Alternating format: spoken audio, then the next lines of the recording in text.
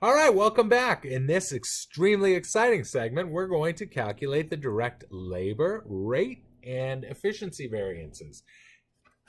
I'm going to give you a little spoiler right now. It's the same damn process we use for the materials. The same three-column approach, same setup, okay, same everything effectively, except we're dealing with labor instead of materials.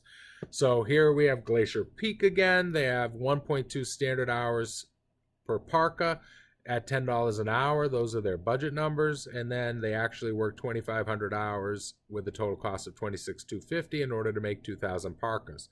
So we're going to set up our three-column approach: AQ times AP, AQ times SP, and then SQAP times SP. So our actual quantity of labor hours were 2,500 for a total of $26,250. And then the standard price was $10 an hour. And then to get my SQAP, it's the 1.2 hours per unit times the 2,000 final product that we actually made. So that would get me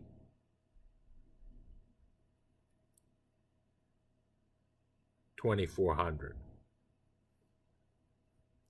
With that all set, all I have to do now is the math. Again, to get my actual price, I take the total, $26,250, divided by the 2,500. I don't need this to get the variance, but I like seeing that per unit amount, so that's $10.50. And then do my math for my middle column, I get 25,000, and then here I get 24,000, and then take my difference, and I'll get my rate and efficiency variances, which are the same as price and quantity. So the difference here is $12.50. The difference here is 1,000. And then actual is more than budget. So we have an unfavorable variance. That also corresponds with $10.50, the actual price being higher than the standard price of 10. And then looking at efficiency, the actual is 25, the budget's 24, so we're unfavorable again. Looking at the units, actual quantities 2,500. I was only allowed to use 2,400, so I did a crappy job, and I have an unfavorable variance. Two U's make a big U, so that's 2,250 unfavorable when we add those together, and that's also the difference between column 1 and column 3. Because column 1 actual is bigger than column 3 budget, it also corresponds with the overall unfavorable variance. So you can see it's done exactly the same way as our direct materials variances were computed. Here it is all prettified for you in type, but it's the exact same answers. Remember, to get the SQAP, you take the standard hours, in this case allowed per unit, times the actual number of final product that is made, in this case 2,000 parkas. And then to get your actual price, because we were given the total, not the per unit, you take the total divided by the actual quantity of hours in order to get the rate per unit. Now you'll also notice that when they do their setup, they call it actual hours times actual rate and standard hours times standard rate. I just keep going with AQ and AP. I'd rather just use the same format, the same wording: actual quantity, actual price, standard quantity allowed for actual production. I don't find it necessary to change my variables from P's to R's, prices to rates, and from Q's to H's, quantity to hours. It's just a waste of time, and it's confusing, so I don't do it.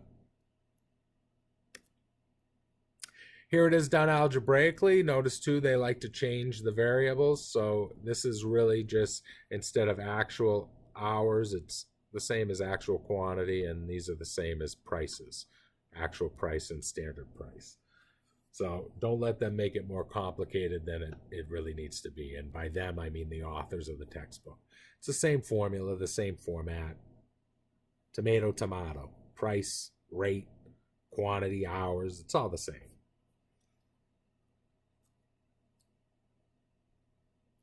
Production managers are usually held accountable for the labor variances because they can influence key factors. So they influence the mix of skill levels assigned to work tasks, which is going to affect the rate and the efficiency of those tasks being completed. They affect the level of employee motivation, which ties into the efficiency of the employees, the quality of production supervision, which also ties into their efficiency, and then the training, which would tie into their efficiency.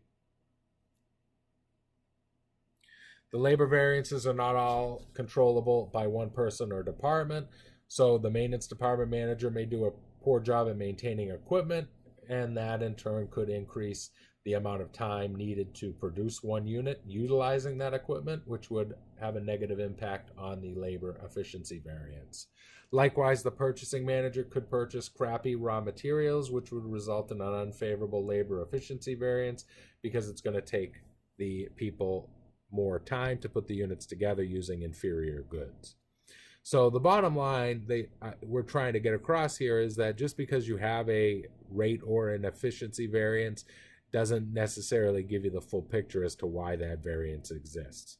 So behind the scenes, it's going to take more effort to drill down a little deeper and determine the actual reason that the variance exists. The variance tells you that there's some issue, and it could be a good variance or a bad variance. You got to know why it happened. If it's good, you want it to repeat again, and you need to know how to make that happen. If it's bad, you want to make sure it doesn't happen again. But again, you still need to know the underlying cause. So it's going to take, in the real world, some investigation to figure that out. So now we're going to move on to Zippy and go through another problem very similar to the one we just did together. I recommend you pause on this slide, try to do it out. And then when we get back, we'll do it out together. Do the 3-column approach or the algebra. Get yourself a price, aka rate variance, and a quantity, aka efficiency variance for Zippy's labor. All right, we're back at it. Actual quantity times actual price. Actual quantity times standard price.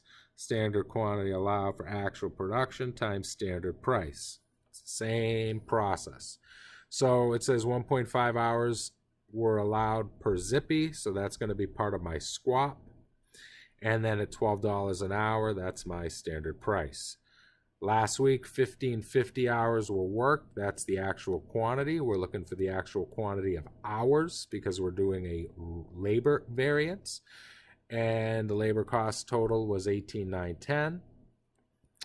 And we made 1,000 Zippies, which is going to be what I use to get my squat. So doing out our math, we're going to get 1,500 for squat. And then we can get our actual price by taking the 18,910 and dividing it by the 1,550, which is 1,220. Again, you don't need this, but I like to see that per unit amount. And then we can do out our math. 1,550 times 12 for the middle column gives me 18,600. And then 1,500 times 12 in the last column gives me 18,000. Taking the differences will give us our variances. Missing a 0 there.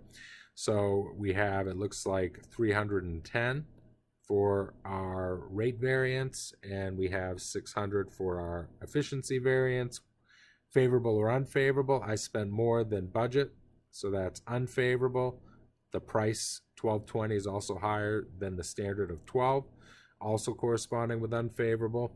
And then looking in the efficiency, 18.6 is more than 18, so that's another unfavorable. We used 1,550 hours, we were only allowed 1,500. So you got 2 U's, that gives you one big fat U, 910 unfavorable overall, which is also the difference between column 1 and column 3. Now we can use that to answer all these lovely quick checks. So the first wants to know the labor rate variance, and we figured out that was 310 unfavorable. Here it shows you the algebraic method to arrive at that answer, but either way, you get to the same place. Looking over to our efficiency variance, we got ourselves a 600 unfavorable variance. Again, here's the algebra, but we got the 3-column approach, the same answer. Here's the 3-column approach, nice and pretty for you if you don't like my writing. And that's it for our labor variances.